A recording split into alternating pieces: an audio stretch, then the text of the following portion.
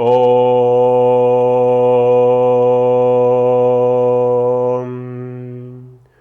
Om.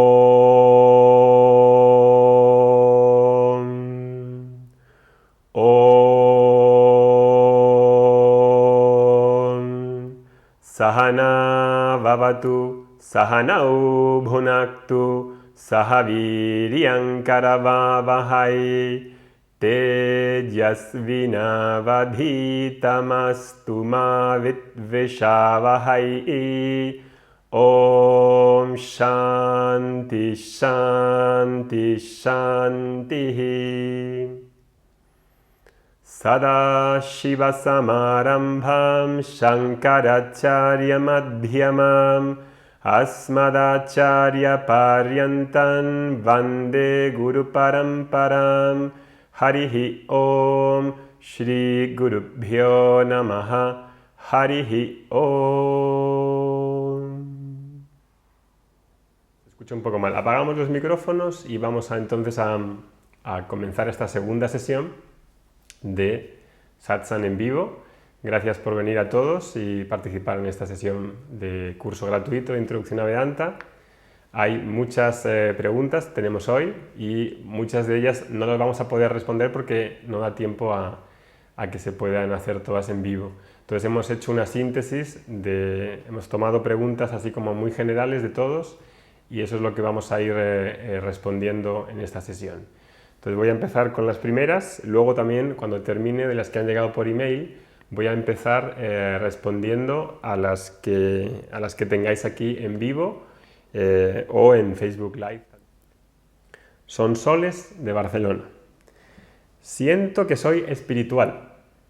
Hago una pausa y claro, cada uno tiene una definición de espiritual, porque ¿qué es espiritual? Siento que soy espiritual. Espiritual para unos puede ser tomar tofu, otros puede ser meditar, otros puede ser andar en el campo, otros cantar un mantra. Ser espiritual hace falta que nos entendamos qué significa. Entonces dice Sonsoles, siento que soy espiritual, y ahora dice algo muy interesante, pero también tengo deseos de progresar. He hecho cursos donde me decían que debía desapegarme de todo, y ahora tú dices que tengo derecho a seguir teniendo deseos, a tener emociones. ¿Cómo es eso? Estás francamente buena. Claro. Entonces, fijaros lo que dice. Es espiritual, pero también quiere progresar, tener cierta prosperidad. ¿Es eso legítimo o es ilegítimo? Totalmente legítimo. ¿Quién dice que la espiritualidad tiene que darse en personas que tienen que estar sufriendo? ¿El sufrimiento es una condición para la espiritualidad? El sufrimiento me puede llevar a replantearme cosas que no funcionan en mi vida. Entonces el sufrimiento me ayuda. Pero si el fin de la vida es el sufrimiento, entonces gracias, namaste, no necesito esa espiritualidad. Si la espiritualidad, el fin es la muerte o el sufrimiento, vaya clase de vida entonces, vaya clase de filosofía más chuchurrida que he buscado. Entonces no puede ser el sufrimiento, no puede ser la muerte el fin de la vida. Entonces dice que le han enseñado a desapegarse y ahora digo yo que tiene derecho a seguir teniendo deseos y emociones. O sea, que parece que en su filosofía, Eva Sonsoles dice que está mal tener deseos y mal tener emociones. Por el amor bendito de Dios, ¿de dónde escuchamos estas cosas? Desde luego no del Vedanta ni de los Vedas. Deberán ser de otros sitios que no se han enterado de la película, pero nada. Y en vez de hacer un favor a la gente, lo que hacen es un gran desfavor. Y crean sufrimiento. Y entonces una persona está peor después de escuchar ciertas cosas, como esta. No tener deseos. Es posible no tener deseos. Si no tengo deseos, no quieres venir a la clase. Si no tienes deseos, no te levantas por la mañana para desayunar. No te levantas de la cama. Imagínate a alguien que no tiene deseos. Se queda en la cama y dice, no tengo deseos. Soy un sabio. Lo que eres es un idiota. La maquinaria de la vida está basada en el deseo. Si Krishna no tiene el deseo de enseñar a Arjuna, no hay Bhagavad Gita. Krishna tiene el deseo de enseñar. Arjuna quiere que le enseñen. El deseo es el motor de la vida. Tener deseos implica estar vivo. Tener deseos es seguir el Dharma de cada uno. Ahora, hay dos tipos de deseos. Deseos vinculantes y deseos no vinculantes. O, en otras palabras más llanas, deseos con aguijón y deseos sin aguijón. ¿Cómo es un deseo con aguijón? Un deseo que si no lo consigo me veo chiquitito, pequeño, deficiente, carente, me veo mal. Por ejemplo, digo, si no tengo un BMW de la serie 7, entonces no puedo ir con cierta clase de gente, porque ahí se necesita un cierto estatus social. Entonces necesito un BMW de la serie 7. Ese deseo es deseo con aguijón. Deseo que implica que he de ser alguien con ciertas cosas. He de verme bien con ciertas cosas. He de verme bien con cierto conocimiento. He de verme bien con ciertos amigos, con el pelo de una manera determinada, con el cuerpo de una manera determinada. Si me veo bien con ciertas cosas y me veo mal sin ellas, quiere decir que ese deseo está cargado de aguijón. Es decir, es un deseo que necesita muletas para sostenerse. Entonces eso los tengo que revisar. Y hay otro tipo de deseo que es el deseo sin aguijón, el deseo no vinculante. ¿Cuál es? El deseo que nace desde la plenitud. Si lo consigo, bien. Si lo consigo, bien. Mejor. Bonus extra. Si no lo consigo, también estoy bien. Es un privilegio. Desear desde la plenitud es un privilegio. Entended bien esto. Siempre nos lo ha dicho Swami Dayananda. Es un privilegio. Estábamos Swami Dayananda y yo en el aeropuerto de Portugal, una vez que vino a España, y me dijo, Óscar, ¿me traes una Coca-Cola? I want a Coca-Cola. Y yo dije, ¿una Coca-Cola? ¿Un Swami? De la India tradicional ortodoxo. ¿Un Swami? ¿Coca-Cola? Y yo digo, lo he oído mal. Swami, ¿me lo puedes repetir? Yes. One Coke. One Coke? Really? One Coke? Coca-Cola es mala. One Coke. Tiene un deseo por la Coca-Cola. Si no hay Coca-Cola, imagínate que digo, no, Swami, no hay Coca-Cola. ¡Oh, qué error! Mi vida no puedo vivir sin Coca-Cola. Deseo vinculante. Pero si no le traigo Coca-Cola y dice, bueno, pues pídeme un vaso de agua, pues eso no es un deseo vinculante, es un deseo desde la plenitud. Si sucede, bien. Si no sucede, también bien. Entonces hay que pensar en nuestra vida cuáles son deseos vinculantes y cuáles son los deseos no vinculantes. Esa es la diferencia. Pero los deseos no necesitamos eliminarlos, ni mucho menos.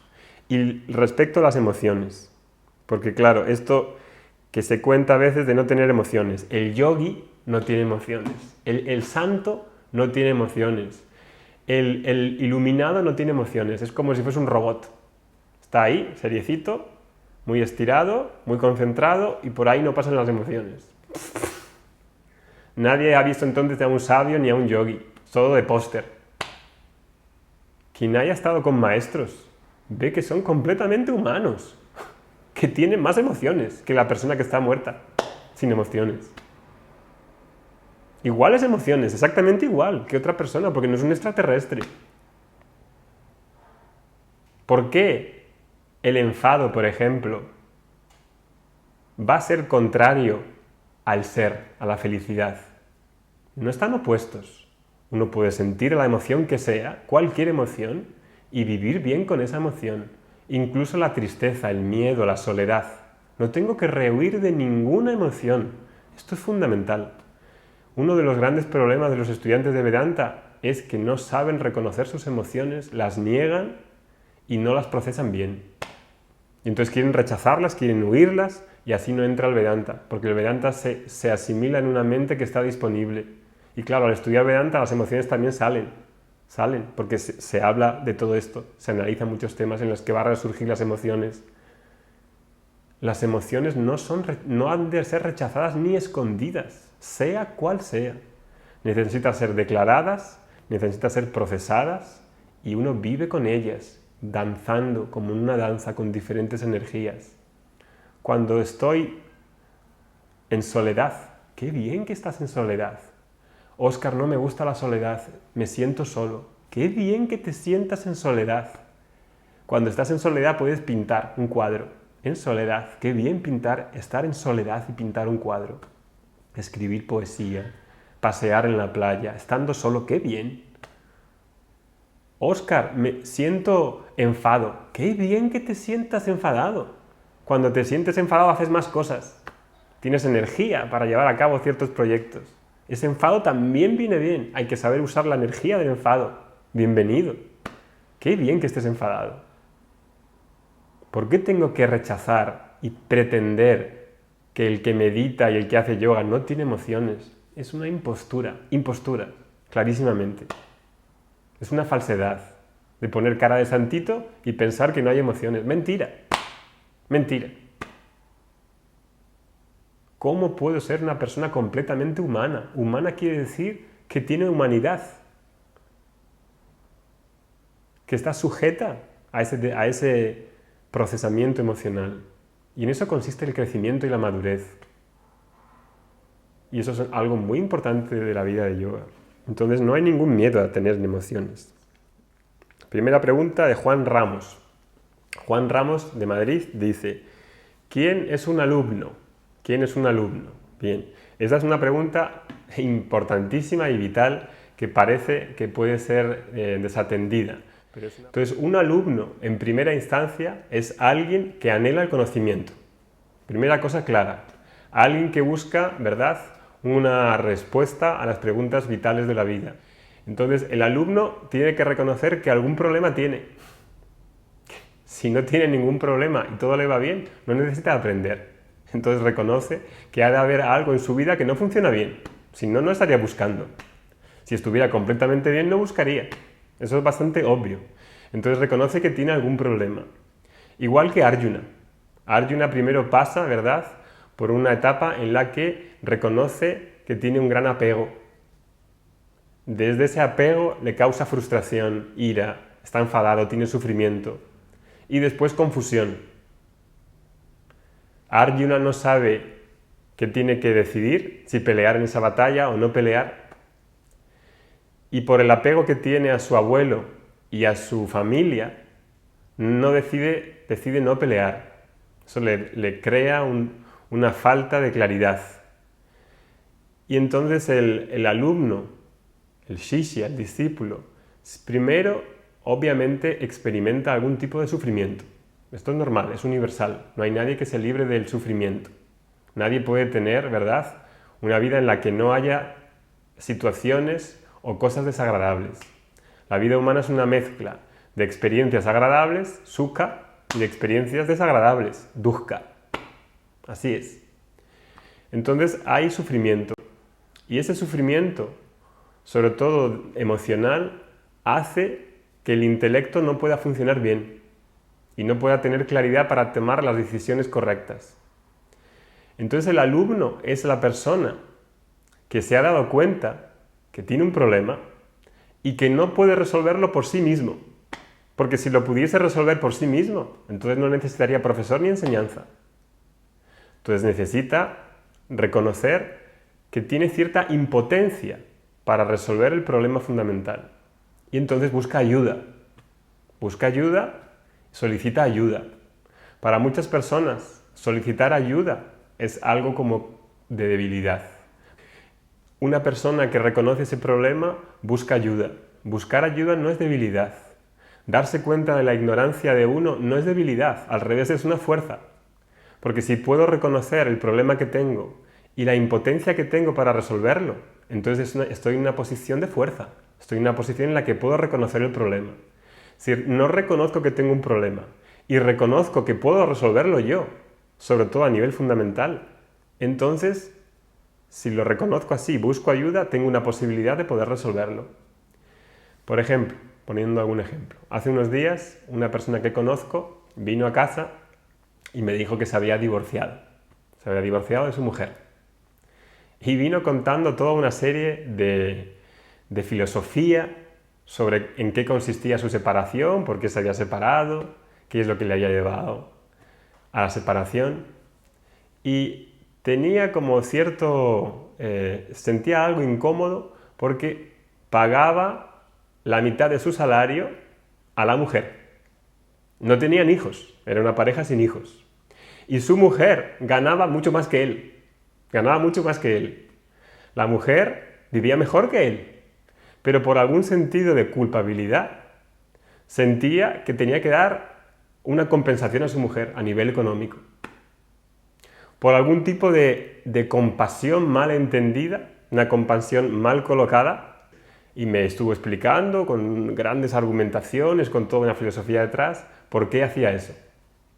Mirándole bien a los ojos, después de haber explicado todo esto bien, durante un buen rato, 15-20 minutos en el que yo estaba escuchándole, lo que le dije fue esto: eres un cobarde. Eres un cobarde. Porque tu mujer no necesita tu dinero, si gana más que tú. No hay niños por el medio. ¿Por qué tienes que pagar? ¿Por qué tienes que pagar la mitad de tu salario? Y él no ganaba mucho. Él le llegaba para llegar a fin de mes. Y ahora tiene que pagar a su mujer la mitad de su salario, que gana más que ella. ¿A cuenta de qué? Por un problema de compasión mal colocada. No era compasión lo que sentía, era que tenía un corazón que no estaba fuerte. Un corazón que no tiene valor, que es un corazón gallina. Entonces, ¿qué hace un profesor cuando ve eso? Cuando un profesor ve la falacia nacida de la ignorancia para defender un argumento y toda una filosofía, ¿qué es lo que tiene que hacer el profesor? Desmantelar la falacia. Quitar la ignorancia, porque la ignorancia es lo que le está haciendo daño. Como cuando un niño juega y se le rompe un juguete. Y está el padre y ve que el niño está sufriendo porque se le ha roto el juguete. El padre desde fuera dice, está sufriendo porque se le ha roto un juguete. Le puede decir algo para calmarle y para quitar la ignorancia de él por el sufrimiento que tiene. Puede hacer algo. Para el niño es un trauma, porque no tiene a lo mejor recursos para poder verlo por sí mismo. Entonces el profesor, ese padre, podía tirar la ignorancia de ahí y hacerle un favor al niño. El profesor solamente puede enseñar al alumno que ve la impotencia que tiene para resolver el problema. Si no, la enseñanza no puede calar. No puede calar. Entonces, mi amigo que había venido, mi amigo es un señor que conozco, que había venido a contarme esto, no podía recibir ningún consejo, porque él me explicó todo con una filosofía y con argumentos muy detallados, y él me estaba haciendo ver de la razón que tenía, con lo cual no necesitaba mi ayuda. No podía recibir ningún consejo, porque no estaba en posición de pedir un consejo, porque él ya sabía todo. Entonces, ¿qué es lo que hice? Porque él estaba infeliz. A pesar de que tenía toda esa filosofía y todas sus explicaciones y todos sus conceptos, seguía estando infeliz. Entonces le dije, ¿de qué te vale toda esa explicación tan racional que me has presentado si estás sufriendo? ¿De qué te vale? ¿De qué te vale todo eso que me has estado contando y explicando si con toda esa divagación que me has presentado sigues sufriendo? Lo que eres un cobarde. No tienes valentía para afrontar que la felicidad de tu mujer no depende de ti, depende de ella. Yo no soy la causa de que nadie sea infeliz, ni de que sea feliz. La felicidad es la naturaleza de la persona y ha de descubrirla. Entonces, por una compasión malentendida, tenía que ayudar a su mujer que gana más que él pagándole. Hasta que no le haces ver lo confundido que está, no puede empezar la enseñanza. Cuando le dijo que era un cobarde, ¿cómo se puso? Su corazón, su ego. ¿Cómo dices eso? ¿Cómo te atreves a decir eso? Ahí su ego explotó. En ese momento es cuando la persona puede hacer ver que toda su filosofía, que todas sus explicaciones no le valen de nada. Y ahí es cuando el profesor tiene que ser capaz de tirar esa filosofía que tiene para defenderse y para no dejar que entre algo de conocimiento en él. Entonces, un alumno, un shishya, tradicionalmente, reconoce su problema, primero.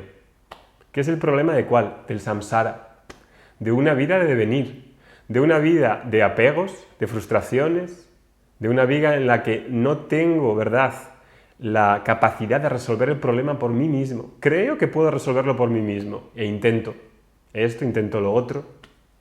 A veces consigo ciertas cosas, a veces no, a veces me frustro. Subo y bajo como un yo-yo. El profesor, para empezar la enseñanza, tiene que hacer ver al alumno que su filosofía, que tiene para defenderse, no le vale. Y tiene que ver dónde se la está jugando con uno mismo. Entonces, un buen profesor necesita hacer ver a esa persona que en el problema que intenta resolver está equivocado. Porque si realmente está en lo cierto y puede resolverlo él, ¿para qué necesita un profesor? ¿Para qué necesita la enseñanza? ¿Por aprender algo más? Vedanta no es para aprender algo más. Vedanta es para vivir una buena vida, para vivir una vida equilibrada, para descubrir la plenitud en mí. No es un conocimiento académico, no es un conocimiento para acumular conocimiento tipo, hay 5 escuelas de filosofía en la India, una es Vedanta, y añado conocimientos sobre la materia a nivel, digamos, de libro. No, eso no es Vedanta. Vedanta empieza con esa persona que anhela un conocimiento y sabe que por sí mismo no puede resolverlo. Ahí empieza. Hasta ahí no hay discípulo. Hasta ahí es un curioso. Es una persona que está curioseando, que está probando, pero no discípulo. Entonces ese es el primer requisito. Eso es un alumno que tiene cierta confianza en la persona, en su profesor. Como le está pasando a Arjuna con Krishna en el capítulo 1. Todo el capítulo 1, si lo habéis leído, es una historia que cuenta Arjuna para probar que está en lo cierto y se tira todo un capítulo y medio probando y dando razones a Krishna de por qué él es tal persona y por qué no va a luchar en la guerra, etcétera, etcétera. Y al final de toda su exposición dice, ¿verdad, Krishna? ¿Verdad que estoy en lo cierto? Quiere decir que no está claro. Quiere decir que no lo tiene claro. Y por eso dice, ¿verdad, Krishna? Está inseguro sobre lo que dice. Con lo cual hay algo en su corazón que falla. Y por eso cuando ya ha contado todo, cuando Krishna le ha dejado que se explane en sus comentarios para ver el tipo de filosofía que hay detrás, ahí, cuando el alumno ha contado todo y se ha explicado y ha visto que no puede resolver el problema fundamental, entonces Krishna le empieza a enseñar. Porque ahí está receptivo, ahí va a fructificar el conocimiento. Entonces, ese es el alumno, y ese es el alumno típico que representa a Arjuna en ese capítulo 1 y capítulo 2. Esa es la primera pregunta. Segunda pregunta. Margarita Ruiz de Palencia. ¿Cómo aplico en mi vida diaria lo que escucho en las clases de Vedanta? Esta pregunta me gusta mucho, es muy buena. ¿Cómo aplico? Lo estamos aplicando constantemente, porque esto no es una teoría sobre mí. ¿Cómo va a ser una teoría sobre mí si está hablando constantemente, ¿verdad?, de este yo? Este yo no soy una teoría. Entonces, si acabo de escuchar esto, del ejemplo de Arjuna, de la persona que cree que sabe todo y que tiene una filosofía para explicarlo, y aunque sepa explicarlo bien, sigue sufriendo. Si uno ve que en realidad no tiene la visión necesaria, ni tiene las herramientas necesarias para solventar el problema y vivir una buena vida, y tiene un poco de humanidad, porque hay muchos alumnos, y esa era mi posición cuando empecé, que creemos que cuando encontramos a un profesor tenemos que ser los alumnos perfectos, es decir, mostrar como si todo fuera bien en nuestra vida, mostrar como si las emociones todas estuviesen en su lugar, como si la persona de verdad estuviera en una situación en la que no necesita ser ayudado. Precisamente, si escondes las emociones y escondes tu humanidad delante de tu profesor, no te puede ayudar. Si haces un super papelote, si haces un super papel delante del profesor, entonces ahí no puede ayudarte nadie. Entonces necesitamos mostrar la humanidad de la persona, con sus defectos, con sus glorias, con sus sombras. Por el amor de Dios, porque tengo que fingir delante de un profesor. Delante de un profesor de yoga. No, todo va bien conmigo, controlo, yo hago esto, hago lo otro. Entonces, date una vuelta, date un paseo, y cuando vengas con tus problemas y tu humanidad, entonces hablamos. Hasta ahí no hay discípulo, hasta ahí no hay discípulo. Ahí no empieza el recorrido cuando realmente asumo dónde estoy y saco las cosas y las cuento con mi humanidad, con mis defectos, con mis sombras, con todo incluido. Ahí empieza. Entonces, ¿cómo aplico el Vedanta? Vedanta empieza cuando empiezo a analizar todas estas cosas. ¿Por qué tengo emociones? Por ejemplo, alguien dice una pregunta siguiente. ¿Es bueno tener deseos? ¿Tengo que quitar los deseos? Por el amor de Dios, ¿cómo vas a quitar los deseos? Inténtalo.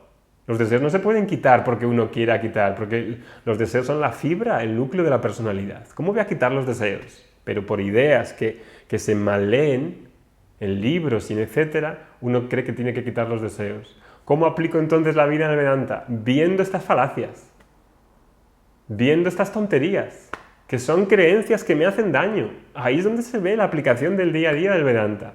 Vedanta no es un pase mágico, que practicando una cosa va a funcionar mi vida, como por cierta magia. Implica analizar mis creencias de cómo vivo, qué es lo que creo que soy, las expectativas que tengo sobre los demás. Ahí es donde se aplica en el día a día, en cómo respondo en mi vida, en cómo vivo mi vida. Tercera pregunta. Adolfo Alfredo Estevez, de Madrid, dice: leí muchos libros de autoayuda.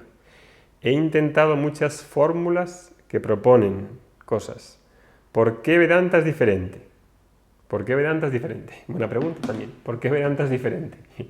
Vedanta es diferente porque me habla de una felicidad que no es el proceso de un cambio. ¿Verdad? Porque cuando uno va a algún tipo de escuela, a algún tipo de enseñanza, en esa enseñanza siempre hay que hacer cambios. Siempre la felicidad es una promesa futura cuando consiga algo. Cuando consiga adelgazar. Cuando consiga adelgazar me veré bien. Cuando consiga tales estudios. Cuando consiga esos estudios entonces me veré bien. Tendré un trabajo. Cuando consiga cantar un mantra. Cuando practique asana y pranayama durante muchos años, en el futuro me veré bien. Todo como futuras promesas. Cuando pertenezca a un grupo y tome tofu y tome seitán y si me haga vegetariano, allí en ese momento seré feliz. Cuando haga una práctica de meditación y medite todos los días, algún día seré feliz. Algún día. y entonces uno se lo cree. Y dice, bueno, pues practicaré, que ya vendrá algún día. Y así pasan los años y los años y los años y los años. Cuando sea mayor y me jubile, entonces ahí me veré bien. Pregúntaselo a los jubilados si se ven bien o no se ven bien. Cuando tengas un hijo, ahí te vas a ver bien. Ahí ya completo. Pregúntale a los que tienen hijos si se ven bien. Cuando tenga una pareja ideal. Una pareja ideal que es vegetariano, estudia Vedanta, hace yoga, me entiende perfectamente, es guapo, es cariñoso, comprensible. Eso no existe en la Tierra. Eso no existe en la Tierra. Estás esperando algo que no existe en la Tierra. Y aunque lo encontrases, llegaría un momento que también dirías, pues me he aburrido. ¿Ahora qué? ¿Ahora qué me pide el cuerpo? Otro deseo más. Llega un momento en que tampoco veo que la felicidad se me escapa de las manos. Siempre es algo futuro, una situación, un logro. Cuando cante y recite sánscrito, ahí sí que me veré bien. Y viva en la India. Cuando vaya a la India, entonces sí. Cuando vaya a la India y esté en los Himalayas meditando en una cueva, entonces sí. Los Himalayas hace un frío que te pelas en invierno. Si te quedas viviendo en una cueva en los Himalayas, no sabes la cantidad de frío que es vivir ahí. Lo que vas a echar de menos es tu estufa de Buenos Aires, o de Madrid, o de Santiago de Chile. Y entonces vas a estar pensando en Santiago de Chile. En Santiago de Chile pensaba en los Himalayas. Ay, qué bien estar en los Himalayas meditando. Ahí sí que se debe de meditar bien. Llegas a los Himalayas, estás 3 días en los Himalayas, una semana, y ahora lo que te ocurre es de Santiago de Chile, de la comodidad de Santiago de Chile. ¿Qué significa eso? Que la felicidad no es una cosa, ni es una persona, ni es un lugar, no es un objeto. No está en los mundos de los objetos, porque si fuera un objeto estaría chupado. Si fuese un objeto lo compraría, o iría a un sitio, o me casaría con una persona y automáticamente sería feliz. Mentira, mentira. No puede ser eso. Tengo un concepto errado en la cabeza de la estrategia sobre en qué consiste la felicidad. Entonces dice Alfredo, ¿por qué Vedanta es diferente? Porque Vedanta me está diciendo que esa felicidad que busco y que anhelo, que es lo que intento buscar constantemente, soy yo. Eres tú. Entonces está escondido, esa felicidad que busco está escondida en el sitio más recóndito, el propio buscador, en la naturaleza del buscador. no en un logro, no en una disciplina, no en un profesor. Eres tú. Y claro, eso, ¿verdad?, nos extraña mucho, porque ¿cuál es nuestro habituamiento? Buscarlo fuera, buscarlo en situaciones, personas, cosas, objetos. Es un cambio cognitivo de reorientación y de cambiar el hábito para reconocer que yo, mi naturaleza, tu naturaleza, es completa. Y eso lleva a un cambio cognitivo que supone mudanzas cognitivas y un estilo de vida conducente para hacerme descubrir quién soy de verdad. Y entonces, Alfredo, ¿por qué Vedanta es diferente? Porque no está basado en el cambio. No está basado en una promesa futura. Ahí está la diferencia. Entonces, si hay algo parecido a Vedanta que dice lo mismo, también es Vedanta. Vedanta no es exclusivista. Si hay algo parecido que dice que lo que busco soy yo, que la naturaleza del buscador está en el propio buscador, la naturaleza de la felicidad está en el buscador, también es Vedanta. Por eso es diferente Vedanta. Vedanta tampoco es en el cielo. La felicidad no está en el cielo. Alguien puede decir, no, la felicidad está en el cielo.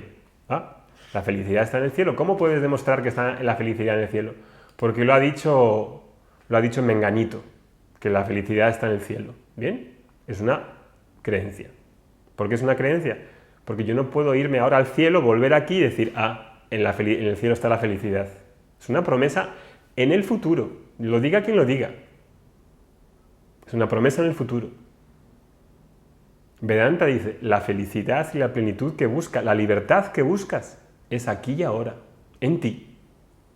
No es una promesa futura. Esto es el núcleo del Vedanta. Esto es el epicentro del Vedanta. Entonces, dice también Alfredo, ¿realmente las palabras pueden llevarme a descubrir la plenitud? Claro que sí. ¿Por qué? Porque la palabra lo que hace es que me hace darme cuenta de algo que no sé. Por ejemplo, tomo el reloj. Esto es un reloj antiguo. Y lo meto en el bolsillo. Si tuviese un bolsillo, lo meto aquí en el bolsillo. Y me doy una vuelta y se me olvida que estaba metido ahí en el bolsillo. Y ya lo tengo dentro de mí, dentro del bolsillo. Y ahora se me olvida. Y empiezo a buscar el reloj. ¿Dónde está el reloj? ¿Dónde está el reloj? Empiezo a subir al piso de arriba, empiezo a bajar abajo, levanto los colchones, la cama. ¿Dónde está el reloj? Y mi mujer, que está delante, me dice, pero ¿no te das cuenta, chico, que tienes el reloj en ti? Lo tienes en el bolsillo de tu camisa. ¿En el bolsillo de tu camisa, dices? Sí, en el bolsillo de tu camisa. Te he visto cómo te lo metías antes. ¿De verdad? ¿Qué ha hecho la palabra?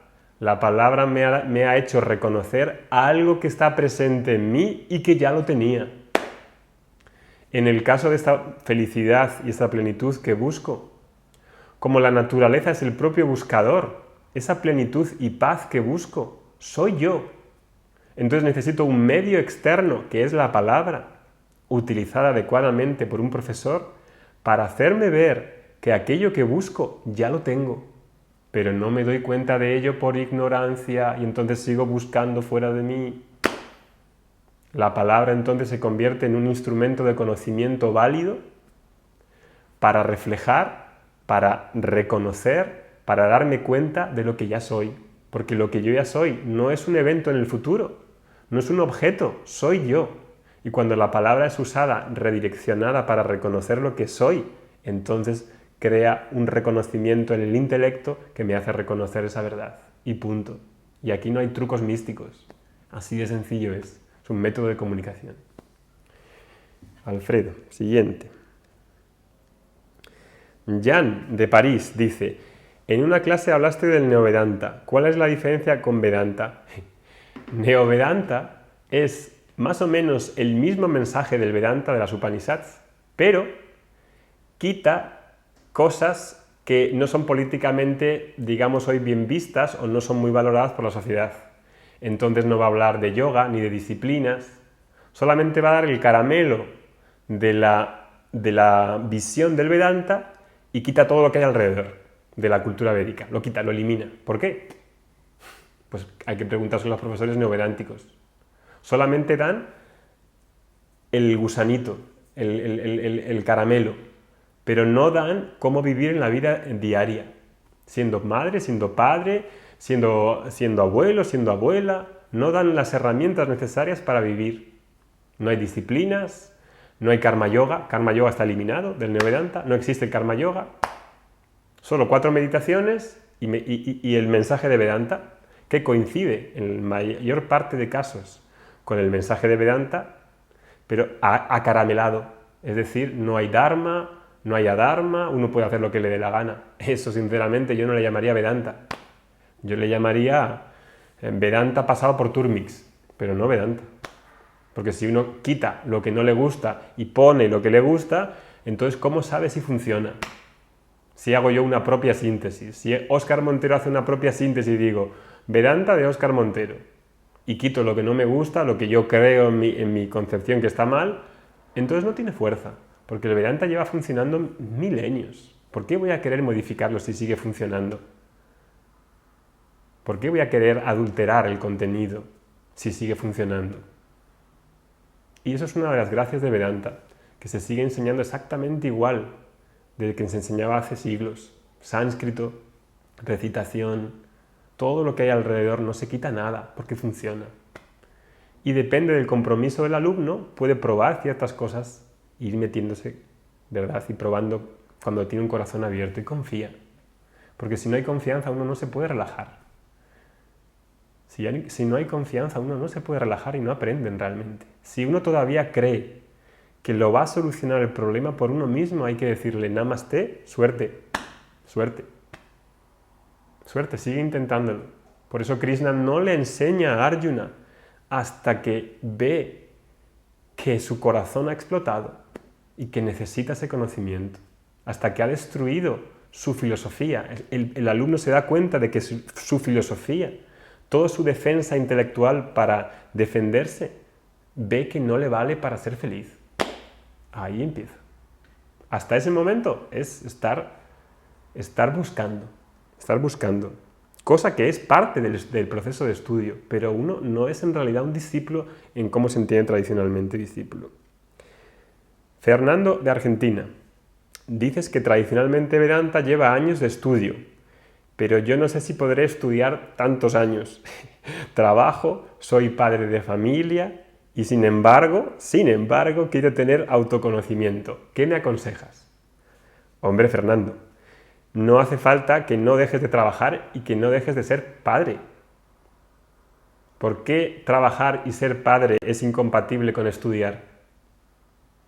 Y tampoco creo que sea Vedanta una cosa de fin de semana, un curso de fin de semana y ya, como hacen en algunos cursos de yoga. Este tipo de reflexión y de visión implica analizar toda mi vida. Estoy analizando qué es la felicidad, qué es la plenitud, qué soy yo, lo que más anhelo, por qué quiero regatear, lo que más anhelo estoy buscando, ser feliz, ¿por qué regateo? Y digo, ¿no habrá alguna manera rápida, un crash course, un curso de fin de semana que pueda hacer este Vedanta y ya lo pueda pillar con una receta de cocina? Lamentablemente no. A no ser que estés muy preparado. Si estás muy preparado, con una vida de madurez, con una vida en la que te has dado cuenta de qué es lo que da la vida, entonces a lo mejor en un fin de semana lo pillas, pero normalmente no.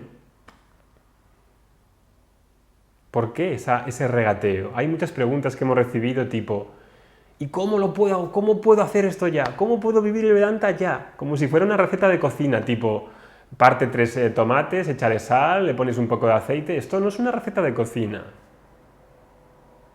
No es una cosa mágica. No creemos en la magia. No creemos que Vedanta o yoga sea un pase de magia. Implica una progresión. Implica un placer y un disfrute en el propio viaje. No es un valle de lágrimas.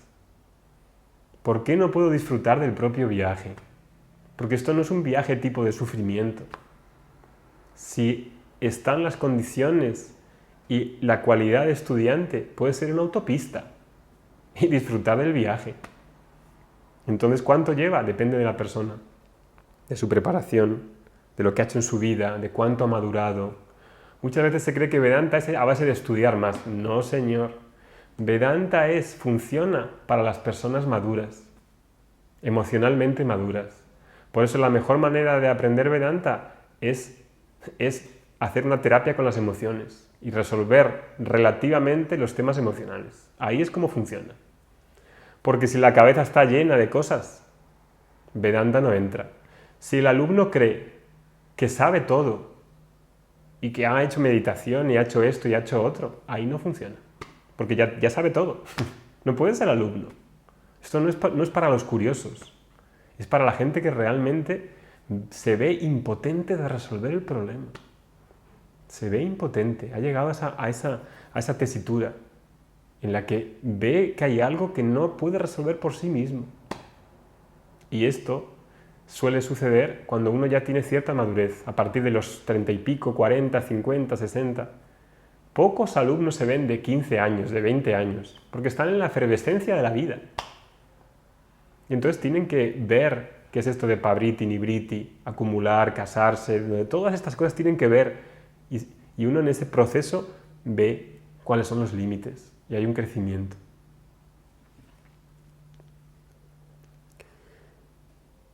Roberto dice, de Santiago de Chile, ¿me puedes explicar eso de la carencia centrada en mí? Eso es de las primeras vídeos. Todo lo que había leído anteriormente me dice que si yo quiero puedo lograrlo. Y Vedanta me dice otra cosa. Esto también es muy bueno. Claro, hay una tendencia hoy a que la forma en la que creo una felicidad es a base de un modelo ideal que he de conseguir. Tienes que estar delgadita, cintura de avispa y un pecho amplio, ¿no? Y con ciertas medidas. Y el hombre tiene que tener ciertos rasgos. Tiene que ser una persona competente, respetada profesionalmente. Todas estas cosas son cambios que he de vivir, que he de llegar a tenerlos para cuando llegue el cambio y haya conseguido ese objeto, me diga, bueno, ¿y ahora qué? Ya tengo eso, ¿y ahora qué? Estoy exactamente igual, pero con algunos logros más. Si hacemos una revisión de nuestras vidas y vemos en una hoja todo lo que hemos logrado, probablemente no sea moco de pavo, ¿no? ¿Estaréis de acuerdo? Si hacéis una hoja y habéis visto lo que habéis hecho, uno puede decir, he criado a 5 hijos, a 3 hijos, he tenido una carrera, me he casado con este fulanito, he sacado adelante un negocio, conseguí esto y conseguí lo otro. Muchos logros. Hay personas que se menosprecian y no ven todo lo que han logrado, lo que han sido capaces de hacer, por falta de autoestima, por falta de una imagen sobre ellos mismos que les hacen verse chiquititos, pequeños, plantada desde que éramos pequeños, los primeros 5 años de edad. Esa imagen de uno mismo, si uno no tiene la propia imagen de uno mismo bien colocada, no puede haber nada en el mundo que aunque lo consiga, le haga cambiar la imagen sobre uno mismo. Y esto es crucial. Por mucho que consiga, si no cambio la propia imagen a mis propios ojos de lo que soy y de cómo me veo, no hay nada en el mundo que aunque lo consiga me vaya a hacer mejor. Me dará un sentido de satisfacción temporal que durará un tiempo. Y eso es algo en lo que Vedanta está centrado, en analizar eso que es lo que creo de mí, cómo me veo en mí y cómo me veo a través de los demás. Florencia, Argentina. Vengo de una larga búsqueda espiritual. Hago meditación. Intento dejar mi mente en blanco. ¿Por qué hay que dejar la mente en blanco? Otra vez. ¿Por qué hay que dejar la mente en blanco? Vengo de una larga búsqueda espiritual. Hago meditación. Cuidado, porque parece que hacer meditación es la panacea. Hago meditación. Intento dejar mi mente en blanco. Y ahora dice, pero tú dices que el conocimiento de Vedanta es mental. ¿Cómo es esto? Otra pregunta muy buena. Imagínate que la solución a todos nuestros problemas fuese meditar. ¡Qué fácil sería! ¡Qué fácil!, ¿verdad? Uno se pone por la mañana a meditar, cierra los ojos, está ahí un rato termina de meditar y se va al trabajo. Y en el trabajo ya todo se ve bien porque he meditado. ¿Eso es así? Los que meditáis, que sois mucho, ¿es así?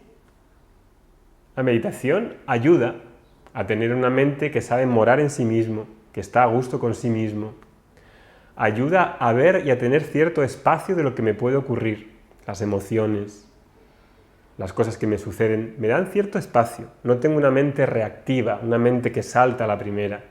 Pero de ahí a que pensar que tener la mente en blanco va a resolver el problema fundamental es muy desgraciado. Tener esa idea, muy desgraciado. ¿Por qué?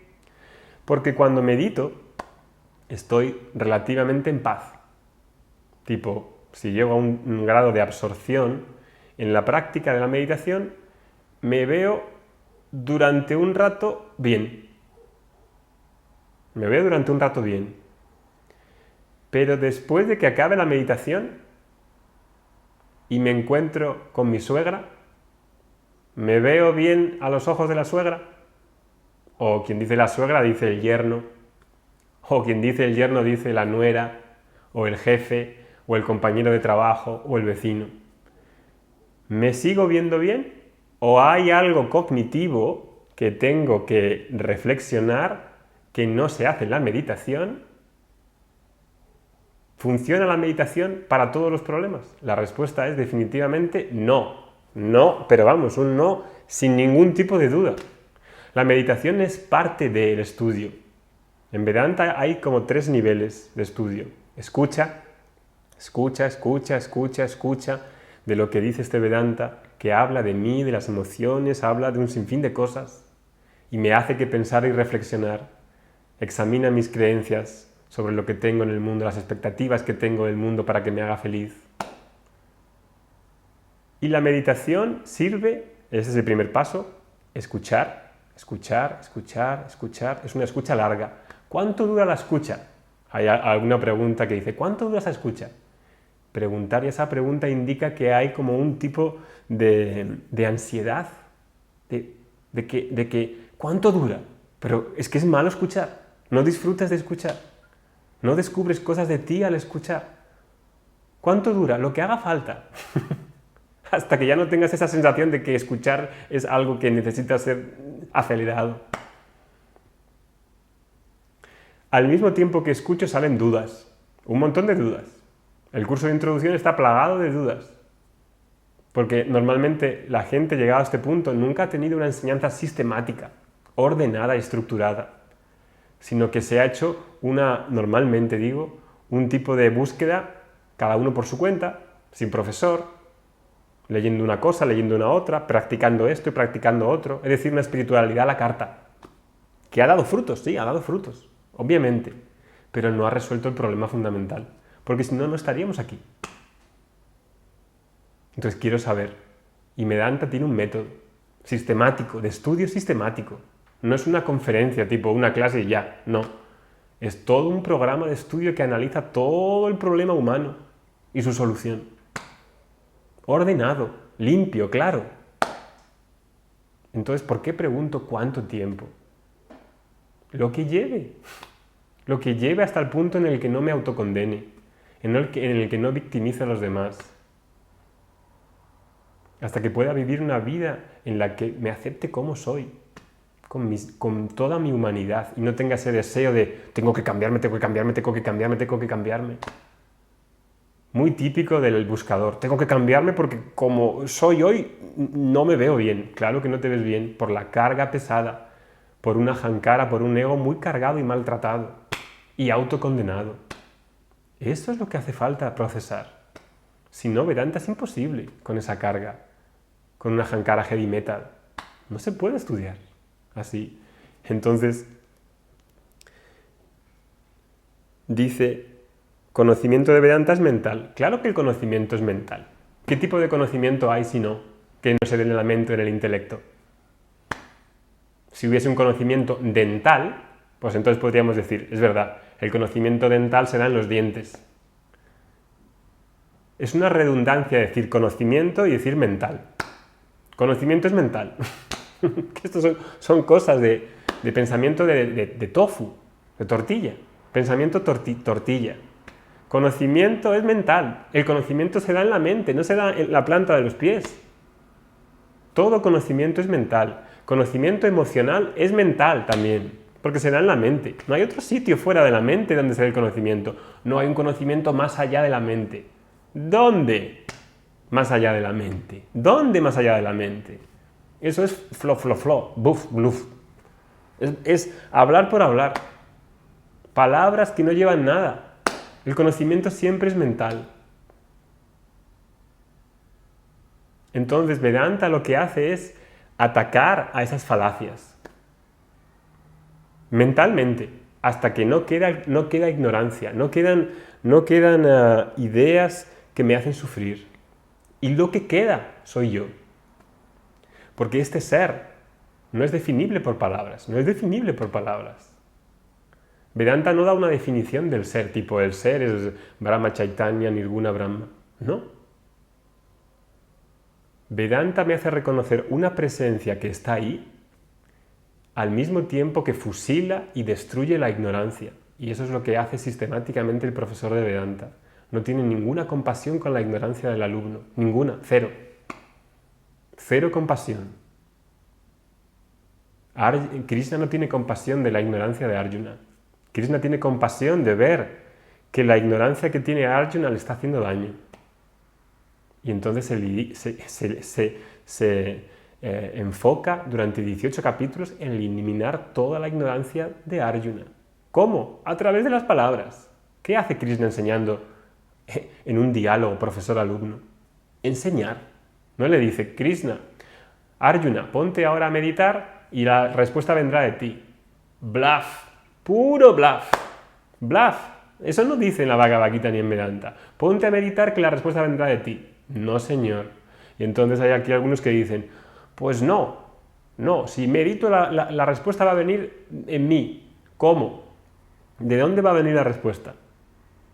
¿Quién va a hablar esa respuesta? Va a hablar la respuesta mi yo. Tu yo no habla. ¿Quién habla? Si yo digo, ¿quién soy yo? ¿Quién va a responder? Pensadlo bien. ¿Quién va a responder? Tú. Si tú tienes ignorancia y tú tienes que responder, ¿cómo la ignorancia va a salir a ser eliminada por ti mismo?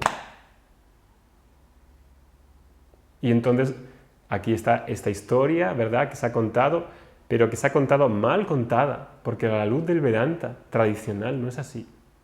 Hace falta eliminar la ignorancia de las ideas que tengo, como esta idea, si medito todo estará bien. No, señor. Medita todo lo que quieras y vas a ver que si meditas solamente 10 horas al día, no va a estar todo bien. Probablemente te subas por las paredes. La mente no está hecha para meditar 10 horas al día. La mente no está hecha... No he venido al mundo a meditar 10 horas al día. He venido al mundo por la vida misma. Por la vida misma. Para ser vivida. Para ser vivida. La vida no es para meditar. Meditar puede formar parte de la vida, pero el fin de la vida no es meditar. La mente no está hecha para estar observando. La mente es un instrumento para usarse, con lo cual no necesito quitar ningún pensamiento. No necesito dejar la mente en blanco. Estar en silencio durante un tiempo está muy bien, sobre todo para las mentes ruidosas que tenemos hoy en día. Para eso sí, durante la práctica la mente se queda resuelta. Muy bien, es un tiempo muy bueno. Que uno aprecia estar con uno mismo, estar en sí con uno mismo y estar bien, estar a gusto. Pero de ahí hay que pensar que hay que quitar los pensamientos. Lo que hay que quitar es el pensamiento equivocado. Y el pensamiento equivocado es pensar que hay que quitar el pensamiento. El ser está bien con pensamientos, a pesar de los pensamientos y sin pensamientos. Porque el ser no es tocado por los pensamientos. Este yo no es tocado por los pensamientos, en ausencia de pensamientos o con pensamientos. Siguiente, que no quedan muchas. María Esther, de Montevideo. Yo hago psicoterapia gestáltica y encuentro muchos puntos en común con el Vedanta. Sobre todo en eso de hacerse maduro y responsable y no esperar que los demás actúen como yo quisiera, sino cambiar la propia actitud. Vedanta ayuda realmente a cambiar la propia actitud y la manera de mirar? Pues claro, es lo que estamos haciendo ahora mismo. Estoy observando qué tipo de creencias tengo. Pienso que por meditar se va a solucionar todos mis problemas. Pienso que por practicar algo se van a solucionar todos mis problemas. Esos son creencias y necesitan ser examinadas. Y eso es lo que estamos haciendo. Pienso que la felicidad va a estar en mis hijos. Otra creencia. Pienso que la felicidad está en mi mujer. Otra creencia. Entonces Vedanta se encarga sistemáticamente de analizar todas esas creencias. ¿Y cómo lo hace? A través del análisis, a través de la reflexión, a través de hacer ese trabajo con otra persona, que es el profesor, que te está viendo. Y el profesor tiene que tener la habilidad y el arte de ver dónde te la estás jugando. ¿Qué tipo de filosofía mantienes para justificar? Como hacía este señor al principio, que decía que veía bien, que veía muy bien pagarle la nómina a su mujer, que ganaba más que él. Hasta que no le tiras del error que está teniendo, sigue utilizando esa filosofía. Y entonces no le ayudas. No estás ayudándole en absoluto. Margarita. He leído tantas veces que además del esfuerzo que haga una misma, es necesaria la gracia de Dios. Y es sobre este tema que quisiera tener más conocimiento. ¿En los Vedas nos enseñan cómo ganar gracia divina? Pues claro, los Vedas están repletos de cómo se gana gracia divina. ¿Qué es la gracia? Porque la gracia parece hoy en día una lotería, tipo, Dios me ha dado gracia y me ha dado a mí, como si un día se levantase Dios y dice, voy a repartir la gracia, a ver a quién le toca. A unos no les toca y a otros sí. La gracia, el tema de la gracia, viene de la teoría de causa y efecto. Planto, recojo. Ley de causa y acción. Es una ley que no está separada de Ísvara. Esa misma ley es Ísvara, Dios. No hay nada en el mundo que esté separado de Dios. ¿Cómo? Es como si dijera alguien, la vasija de barro está separada de Dios.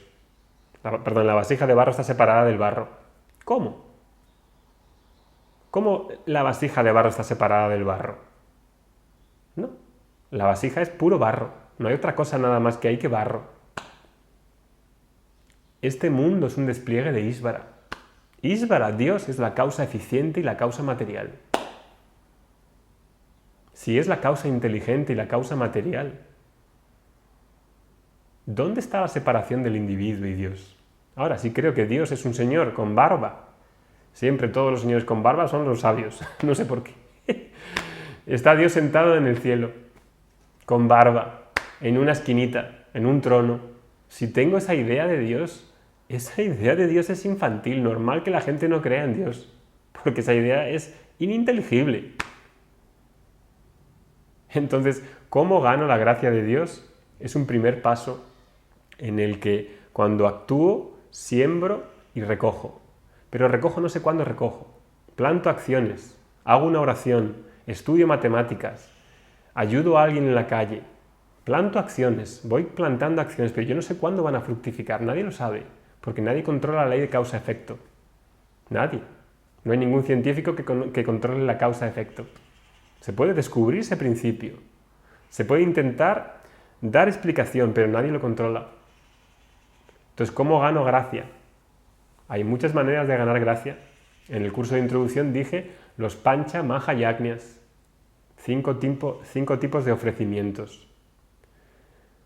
Ayuda al ser humano, a los otros seres humanos. Ayuda a los elementos y a los animales, a la flora. Puya, rituales en los que doy gracias a Ísvara. Puya, rituales, un montón de rituales en la tradición védica. Rituales de reconocimiento de gracias a los ancestros. Un montón de rituales. La tradición védica está repleta de rituales para ganar gracia, para dar gracias. Y eso es muy importante. Y entonces, obviamente, no el Vedanta, porque el Vedanta no habla de eso. El Veda, y el yoga hablan de eso, no el Vedanta, pero forman parte de la tradición. Y dice... Oscar, cuando puedas, ¿Sí? perdóname, cuando puedas hay muchas preguntas que te están haciendo en este momento. Cuando lo desees, Bien. podemos ver bien, que están en cámara. Si quieren hacer alguna pregunta, van levantando la mano. Vale, voy a terminar con ella y ya empezamos con las preguntas que tengáis aquí. Entonces dice Marga, si la enseñanza védica también incluye pranayama y algún asana o banda específico para enfocar y dirigir correctamente el sonido en la recitación de mantras, cantos, invocaciones, así como cuáles son los que se aprenden junto con las puyas y los yagnas. Pranayamas, asana, bandas, krillas, todo eso viene dado en la propia tradición. Hay conocimiento que aprender de todo eso que hay alrededor. Sí que lo hay. Necesitamos un buen profesor que nos lo explique todo eso. Hay muchas cuestiones de disciplinas y todo eso está ahí como envuelto en un alito mágico, pero no tiene en realidad tanto alito mágico. Es una cuestión de aprenderlo bien, de alguien tradicional. Todo ello para preparar, todo ello como preparación para la mente. En sí, todo eso no soluciona el problema fundamental. El problema fundamental es que tengo un sentido de carencia. Por muchas asanas o pranayamas que haga o mantras que cante, el problema, el sentido de deficiencia no se va a ir. Entonces todo eso es para preparar a la mente para poder ver y reconocer que soy completo. Bien, entonces dime, María Victoria, ¿qué quieres que hablemos? ¿Hay unas preguntas? Hay preguntas. ¿Alguno de los que están participando aquí por Zoom tiene alguna pregunta? Levantan la mano, por favor, y les voy dando paso. Y alguno de los participantes, Blue Studio 5.0, dice: buenos días, Oscar de Colombia, creo que es. ¿Qué hace que nos motive a encontrar este conocimiento? A unos sí y a otros no. Probablemente las acciones pasadas, en las que haya una búsqueda profunda de este sentido, de este autoconocimiento. El Vedanta no llega así a la primera vez que empieza a buscar. Suele venir gente que ya ha venido estudiando, haciendo terapias, haciendo movimientos, ¿verdad?, de desarrollo personal, psicoanálisis, psicología, yoga, un montón de historias. Y viene gente muy preparada. Entonces, este conocimiento viene cuando todas esas historias desembocan finalmente en apuntar una tradición que habla del sujeto, que apunta al sujeto. Y por eso Vedanta es el final de los Vedas, porque no hay nada más después. No hay otra cosa mejor o superior. Es el final de los Vedas. Sí. Había levantado la mano Alce, así figuraste en... ¿Sí? Te abro.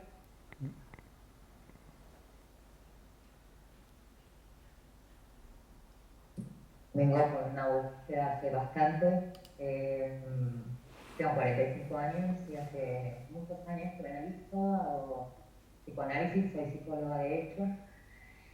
Y me parece que esta búsqueda filosófica, lo que tiene que ver con, bueno, nada, con yoga de una cosa te fue llevando a la otra, ¿no? Yoga, empezar a estudiar un poco la filosofía hindú, etcétera, y termino acá, digamos, con los Vedanta. Pero en realidad, como esencialmente, la base, digamos, del ser humano es la falta, es la carencia, como dice Oscar. Y yo no sé si esa carencia se puede llenar.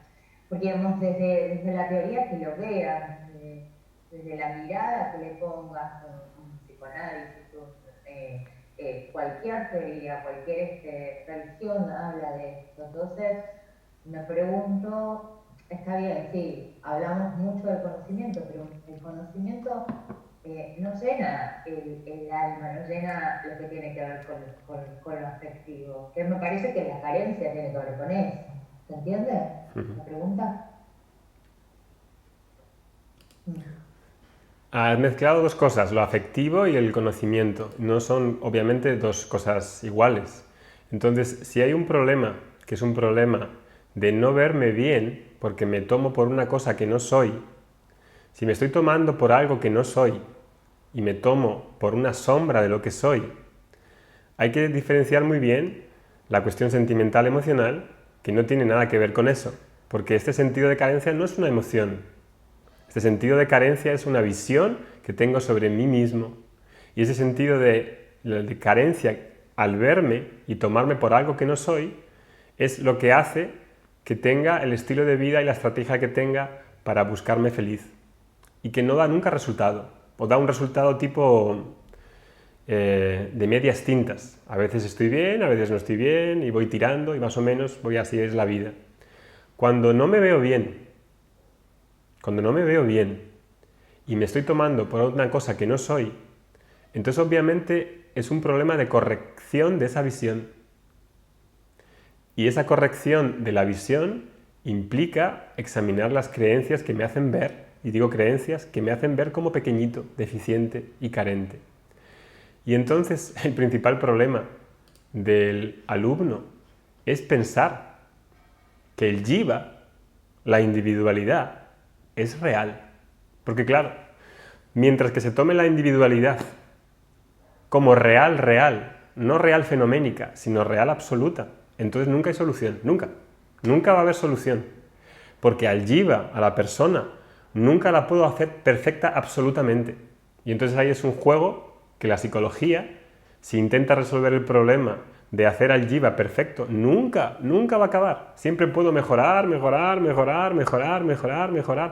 No acabo nunca. Entonces, Vedanta dice, la ignorancia fundamental, es que ese jiva no es real. Y entonces te estás tomando por algo que no es real. Es como el ejemplo de la serpiente. Una persona en la oscuridad ve una serpiente y la ve, salta hacia atrás y dice, una serpiente. Vamos a apalearla o vamos a llamar a los bomberos. O vamos a saber más sobre la serpiente. ¿Será una pitón o será una cobra o será una... ¿Qué tipo de cobra será? Vamos a estudiar sobre la cobra, vamos a ver qué tipo de cobra es. Doy a la luz y veo que no es una cobra, que es una cuerda. Si intento mejorar o ver más sobre la serpiente, no soluciono nunca el problema. Puedo tirarme vidas. Entonces Vedanta no examina lo que es la cobra. Vedanta me hace ver que la identificación básica que tengo está equivocada. Y entonces por eso lo que dices es absolutamente cierto. Ese conocimiento de la serpiente nunca me va a hacer completo, jamás. El conocimiento de la serpiente no me va a hacer completo. Es el tomar conciencia de que no hay serpiente, de que no hay individualidad, de que esa individualidad es una superposición en el ser, de que esa serpiente está montada sobre la cuerda. Entonces, por el lado de la psicología tiene un papel muy claro y muy decisivo, que es hacer madurar a la persona. Hacer madurar a esa persona relativa para que pueda precisamente entender esto y vivirlo. Y ahí llega, ahí está el límite de la psicología en general. Y Vedanta no trata con la psicología, trata un poquito de la psicología para tener una persona, digamos, relativamente ok. Pero desde ahí empieza y dice, no, ahora ten en cuenta que esa individualidad que has visto, tu personaje, ese yo que quieres ser, ha de ser desmoronado, porque eso no es lo que eres. Y entonces, claro, el tema de Vedanta es un tema completamente diferente, porque se trata con la cuerda, en saber qué es la cuerda, porque la cuerda es la verdad. La serpiente no es la verdad. Entonces no puedo dedicar mi vida solamente a la búsqueda de algo que no es verdad, por mucho efecto fenoménico que tenga. Y ahí está la diferencia clave entre Vedanta y psicología. Y entonces necesitamos exponernos más a ver qué es esa verdad, que es ese ser que soporta al personaje, que no está separado del personaje, porque el personaje es ese ser, pero no solamente es ese ser. El ser desborda al personaje. Y eso entonces va a ser muy importante, porque si me quedo atrapado en los roles del personaje, no salgo del personaje y no veo que ese ser es independiente y libre del personaje y sustenta el personaje y sustenta todas las emociones, todas. Y todas las emociones tienen su razón de ser y no necesito quitar absolutamente ninguna. Y entonces ahí es cuando uno ve una luz nueva que alumbra de una manera mucho más clara todo ese aspecto.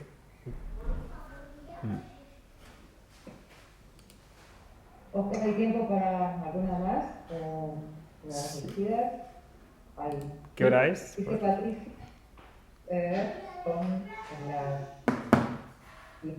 7:45 allá en España, ¿verdad? Aquí en Argentina 12:45 casi. Podemos hacer una más. Bueno, la pregunta es, ¿hay alguno de los participantes aquí que quiera hacer? O leo las que están aquí anotadas en el chat. Susana Lidia Cos. Ahí abrimos micrófono. Ahí está.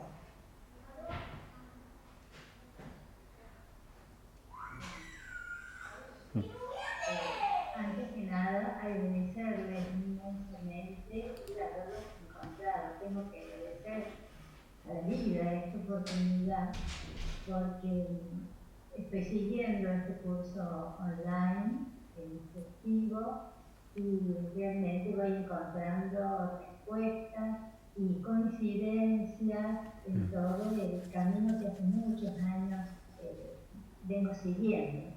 Por supuesto, siempre se inició con mi meditación, con el que sigo, con el que amo profundamente, pero siempre acompañada en paralelo con este conocimiento. Con respecto a lo que decían, habla Oscar, yo interpreto que es el darse cuenta. Ahora, en muchas oportunidades, ese darse cuenta para mí es un instante de lucidez. Cuando me doy cuenta del pensamiento, cuando me doy cuenta de la emoción, automáticamente en ese momento aparece algo diferente, aparece una luz, se diluye. Yo quisiera, si me pudieras hablar un poquito de ese darse cuenta de la Maya. Si es un instante de lucidez, porque yo lo digo como así en la vida cotidiana. Okay. Si estoy atenta, es un darme cuenta permanente del personaje que se va dando en la vida diaria.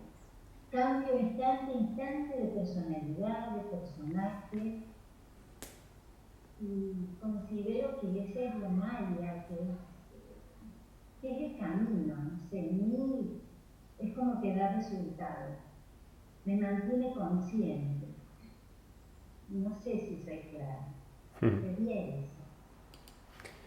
Entonces, por un lado, tenemos que parecería que este darse cuenta sería como un fogonazo, tipo, estoy en meditación o estoy observando, me quedo callada durante un momento y de repente, ¡zas!, aparece ahí el ser. Parece, yo sé que no has dicho eso, pero podría dar a pensar que es a base de un proceso constante de darse cuenta, como de observar el silencio, de que pareciese que los pensamientos molestan a ese ser cuando el pensamiento está sostenido por el ser. El ser está con pensamientos y sin pensamientos, en ausencia de pensamientos, con pensamientos. Entonces, este conocimiento es un reconocimiento, en realidad no es un conocimiento, es un reconocimiento que funciona ahí, en ese estar, en esa toma de conciencia de ese silencio, eso es una cosa, pero Vedanta fundamentalmente se trata inicialmente, durante buena parte del principio, de negar y de eliminar los conceptos y las creencias que tengo, que precisamente son los que hacen que tenga sufrimiento y tenga dolor por creencias y por ideas. que me han metido en la cabeza, que he leído, que he tomado de muchos sitios diferentes, haciéndome una especie de papilla. Entonces Vedanta dice, neti neti, vamos a negar todas esas cosas que crees que eres, hasta que no quede nada. Y lo que quede, eres. Es decir, pura presencia. Pura presencia. Entonces uno puede decir, me doy cuenta. Pero si voy a basar ese darse cuenta como en un esfuerzo por sostener el darse cuenta, entonces eso no hay quien lo aguante, porque eso es muy frágil. Porque claro, ¿quién puede estar todo el rato tipo estando en el presente 100%, como dicen en estos libros? Estar en el presente. Nadie puede estar consciente todo el rato, 24 horas al día. Eso es un mito, hay que descartarlo. Está bien estar presente, estar consciente de lo que uno dice, de lo que uno siente, de ser testigo de todo eso. Pero eso no es conocimiento, eso es una actitud. Muy positiva, pero una actitud. El conocimiento no es una actitud. El conocimiento es que me doy cuenta de lo que es. Si yo tomo este vaso y digo el vaso. Uno lo ve, lo objetiva, reconoce la forma asociada a esa palabra y dice, vale, el vaso, muy bien. Si yo ahora digo el vaso, eso no es un vaso, es un ratón, es un mouse de ordenador. ¿Cómo? ¿Oscar dice que eso es un vaso? Eso no es conocimiento. ¿Puedo mantenerlo por actitud o por fe? No, es muy precario. Entonces, cuando he destruido todas las creencias que me hacen pensar que soy limitado, carente, deficiente, y ya no queda nada, entonces ya no hay nada más que hacer. Es como por un ejemplo muy bueno. Por ejemplo, ¿alguien sabe hacer sushi? Sushi de ¿cómo se dice? Sushi, comida japonesa. ¿Habéis hecho alguna vez comida japonesa? Enrollar el palito con el arroz. ¿Lo habéis intentado? No, algunos sí, algunos no. La primera vez que lo haces es costoso porque no sabes hacer sushi. Entonces tomas la alga, metes el arroz, lo aplastas bien con una cosa que hay para aplastar, lo enrollas. La primera vez es una chapuza. Porque sale un pegotón ahí de arroz, no se queda fijo, una chapuza. La primera vez cuesta hacerlo. La segunda va mejor, la tercera va mejor. Cuando lo has hecho 20 veces, la 21ª vez que lo hagas, ya lo haces sin pensarlo. Lo haces hablando con tu amigo, lo haces viendo la televisión, lo haces escuchando música. Porque ese conocimiento de hacerlo ya está en ti. No necesito traerlo a memoria, no necesito hacer ningún esfuerzo porque ya está parte de mí. Igual sucede con Vedanta. Cuando he aniquilado toda la ignorancia y todas las falacias sobre mí mismo, no tengo que leer, no tengo que estudiar. Ya soy yo eso, ya está en mí, no hay ningún esfuerzo. No quiere decir que esté siempre contemplativo, tipo, soy Brahman. Soy Brahman. Sí, eres Brahman, pero no tienes que estar pensando en que eres Brahman todo el rato. Si estás viendo un concierto de AC/DC, estás diciendo, soy Brahman. No, estás disfrutando del concierto de AC/DC sabiendo que eres Brahman y bailando con AC/DC. Ninguna impostura de decir, no tengo emociones. Ese conocimiento ya está en ti, ya eres tú. Entonces puedo estar presente sin hacer ningún tipo de acción, porque esa naturaleza eres tú, cuando seas a mi lado y está en mí. Por eso hay un proceso gradual y muy progresivo de aniquilación de esa ignorancia, al mismo tiempo que vivo una buena vida, que involucra un montón de actitudes, como la que acabas de describir. Estar presente, tener esa actitud de estar presente, ser consciente de lo que hago. Pero hay algunos que describen esa actitud tipo, estoy meditando fregando. No necesito meditar fregando. Estoy fregando. No pienso en Brahman fregando. No necesito meditar y estar todo el rato pensando en Brahman. No necesito hacer esa impostura. Está cargado de un poco de impostura. Entonces necesito vivir bien. Y precisamente la tradición védica a vivir bien le llama vivir lo que te toca hacer. Vivir, si soy madre, cuido de mis hijos. Si tengo un hijo pequeño de 6 meses ¿Qué es vivir bien? Cuidarlo. No tienes que meditar, ni estudiar Vedanta, ni hacer filigranas. Está muy claro lo que se espera de ti siendo un padre y una madre que tienen un hijo pequeño. Tu yoga es cuidar al bebé. Cuando cuidas al bebé, ese es tu yoga. Ese es el yoga que más te purifica. Y entonces, ¿qué es lo que vende la cosa moderna? No, practica yoga, estudia Vedanta, medita, canta mantras. Y entonces descuidas al bebé. Y si descuidas al bebé, sale un monstruo. Un monstruo para la sociedad. Cuida de tu bebé. Eso es lo importante ahora. Ya estudiarás Vedanta, ya harás yoga, ya harás meditación. Son 5 años. Los primeros 5 años de una persona son los más importantes. Cuídale bien. No tengas prisa ni una presión por hacer yoga, meditar, cantar mantras y vivir una vida ni comer tofu ni nada de eso. Entonces, como decía el otro, si soy padre, soy empleado, puedo estudiar, estudias menos. Si tienes muchas ocupaciones, estudias menos. Cuando llegas en determinadas edades, tienes más tiempo entonces para ti. Y entonces puedes meditar más, tienes menos presión. Eso es la espiritualidad. La espiritualidad no tiene nada que ver con cómo te vistes, con la manera en la que hablas. El otro día me decía una señora, Óscar, hablas muy deprisa. Eso es que no eres espiritual. Namaste, gracias señora. Yo hablo lo rápido que me dé la gana. No, es que tienes que hablar más despacito y haciendo pausas. Como si hacer pausas y hablar despacito fuera sinónimo de conocimiento. Imagínate que doy la clase así. Buenos días. Vamos a hablar la clase de Vedanta.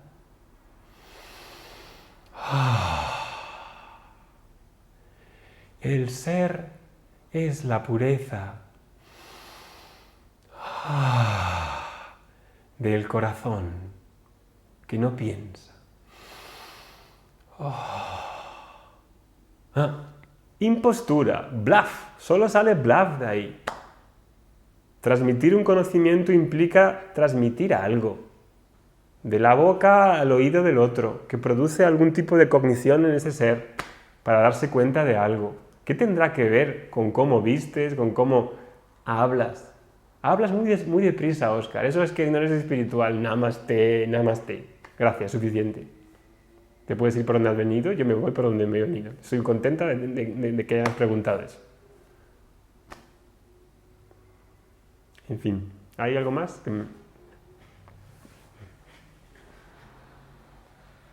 ¿Terminamos aquí entonces? ¿Sí? Vale, terminamos aquí, si no se hace demasiado largo. Bien, pues esta es la segunda clase de preguntas y respuestas. Creo que ya no va a haber más.